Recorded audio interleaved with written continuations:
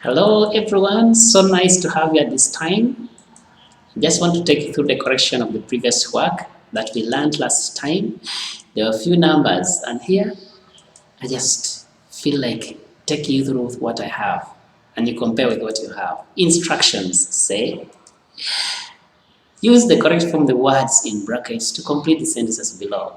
Number one, the conductor collects fare from all people in the taxi. The conductor collects. Yeah, we have this verb collects, meaning the doer is only one. The conductor collects.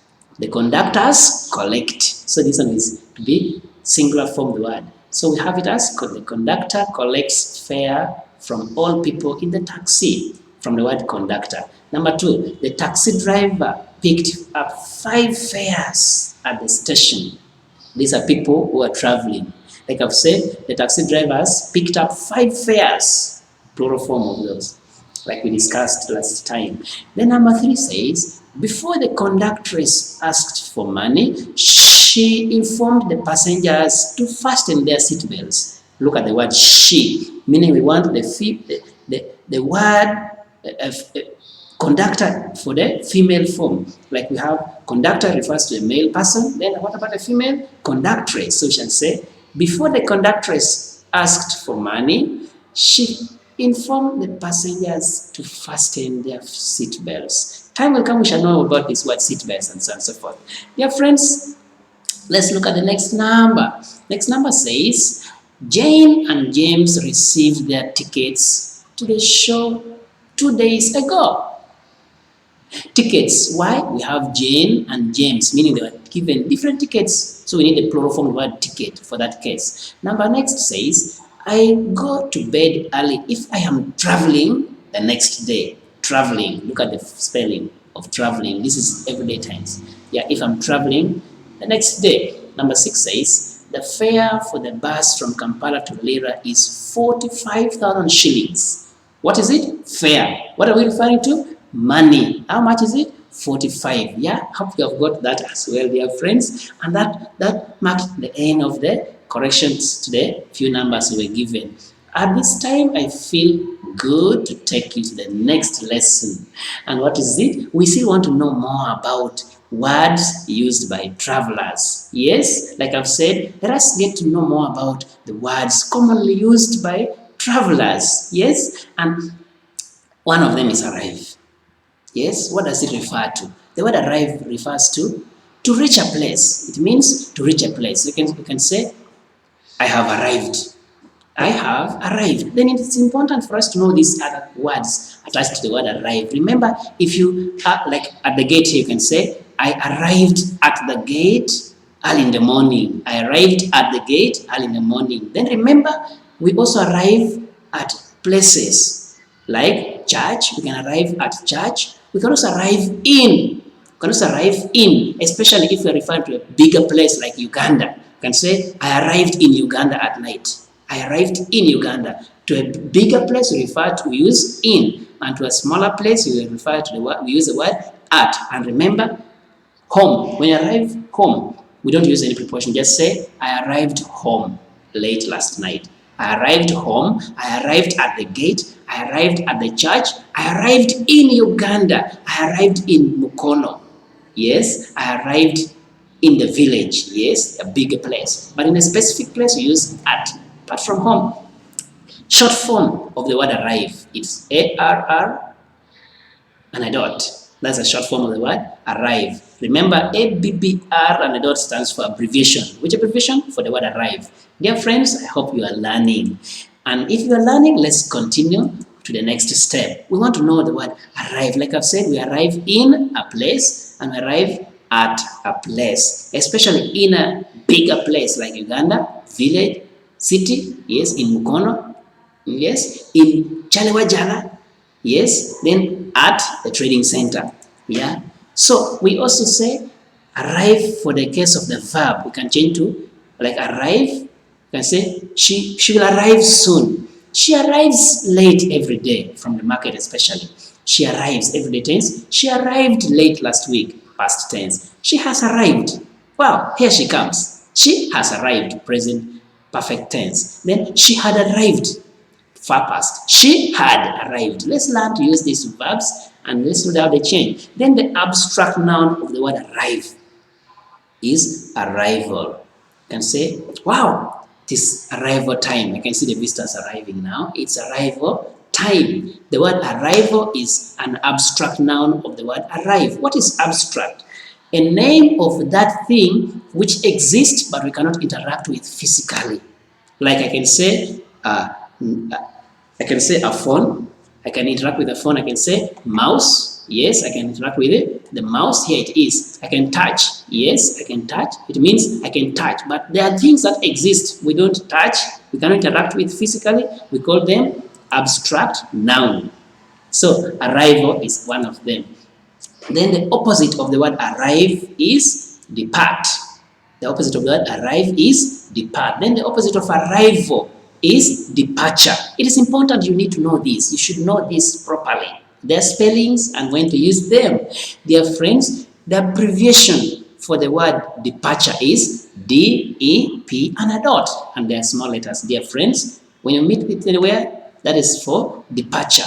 Short form of the word departure. Then, dear friends, I feel I should take you to the next word, and this is leave. The word leave is referred to as to move to another place. Yeah, I can say, I leave for Mbale tomorrow. I leave for Kampala tomorrow. I am leaving for Kampala now. Yes, she left for Jinja last week. She left as a tense. So we have said leave can change from time to time, like leaving, leaves, left, has left, had left. Then we also need to know that we can use it to refer to future. She will leave tomorrow. We shall leave tomorrow. We will be leaving in the evening. We'll be leaving for Jinja in the evening. Yeah, let's practice this together. We shall be leaving for church early morning. Yes, and we need to know another word, board. What does it refer to? The word board, especially as a verb, it refers to get on a ship, train, a bus, a taxi, just to get on. As you enter inside, we say you are boarding. Yes, that's what we're referring to get on a ship, to get on a train. That's referred to as board. What about its opposite? If you are to get out, we say you are alighting. So the word alight is the opposite of the word board. By the way, we need to know this word as well. Being a verb, board, it means it can change from tense to tense. Like you can say board, boarding, boarded, has boarded, had boarded, will or shall board. Let's practice to use these words correctly. Its opposite, like I said, is alight. The opposite of the word board is alight, meaning to enter into a taxi is to board, and to get out of it is to alight. By the way, I'm going to show you some pics about this, dear friends, like I have here. Passengers boarding a plane. Yes, passengers boarding a plane. Here they are. Wow, people are entering into a plane, and we can say the passengers are boarding a plane. The passengers are boarding a plane. If they are coming out, we can say the passengers are alighting a plane. Like I have this one here, dear friends. Let's look at this. Let's look at this. Passengers alighting from a bus. We alight from a bus, like you can see.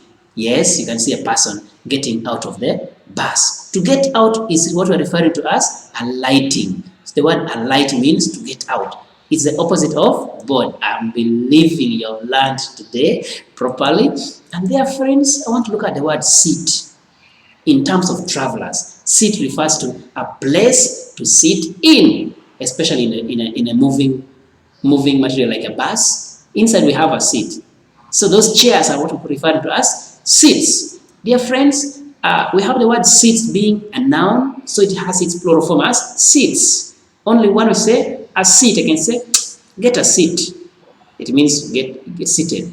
Then I can say, passengers have taken all the seats. They have sat in all the seats. They have sat in all the seats. Wow, I've said to give somebody a place to sit. What am I referring to? Still the word sit. Can be seen as a noun, the name of something, a place to sit. It can also be used to give somebody a place to sit.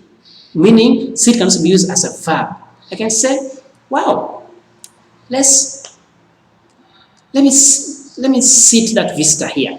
Sit that visitor here. Sit that visitor here. Meaning, give that visitor this place to sit in. Like I've said, please wait to be seated. Wait to be seated. Meaning the word sit can change from time to time. Sit, sitting, seated, has seated. You see, like that. So another word to learn is seatmate. Seatmate. That person who sits next to you in a bus, in a taxi, in a train. Like I've said, a person that you sit with, a person that you sit with, this is sit without S, a person that you sit with. Next, a person that you sit next to when you are traveling is called a seatmate. Dear friends, we need to know its plural form. Therefore, we have it as seatmates. Seatmates. S is added another word, mate. Oh, dear friends, we have to learn another word. That is seat belt. Seat belt. What is it? Can also be called as safety belt. Instead of calling it seat belt, you can say safety belt. What do we refer to? A belt that is attached to the seat in a car, a plane, okay, and that you fasten around yourself so that you are not thrown out of the seat if there is any accident. Yeah, you fasten yourself in a taxi, in a car, in a plane. That belt is called as seat belt. And if there are many, we call them as seat belts. We add S on the word belt. Here is an example. I believe you have seen such a thing in a car. That thing you are seeing is what we're calling as a seat belt. And here we have a person fully seated and is fastening. That act of tying is what we call as fastening the seat belt. Yeah, that person is a passenger now, fastening the seat belt. Hope you have learned, dear friends. We have another thing to learn. Are you ready? Good. Activity. We'll learn through activity. Check what you have learned. Fill in a blank space with the correct form of the words in the brackets. These are a few numbers. 1, 2, 3. Hope you'll do it very well. You know how to read. Help me put this A in small letter. This after. I was given a dash after paying for the fare. Paying the fare. The rest are okay. Wow. The next numbers say, wow, let's have a look at them. Yes, yes. Continuation of the other one. Fill in a blank space with the correct form of the words in the bracket. Then this one says, rewrite the sentences below as instructed in brackets. Arrive. Wow. Write a sentence, not even sentences. Yes. And we have that. Write the full form of the given abbreviations below. Yes. What about that? Yes. Write the opposite of the words below. Yes. Those a few. And at the end of it all, I'll call it the end. Till we meet again. Bye-bye. It has been nice having you. Stay well.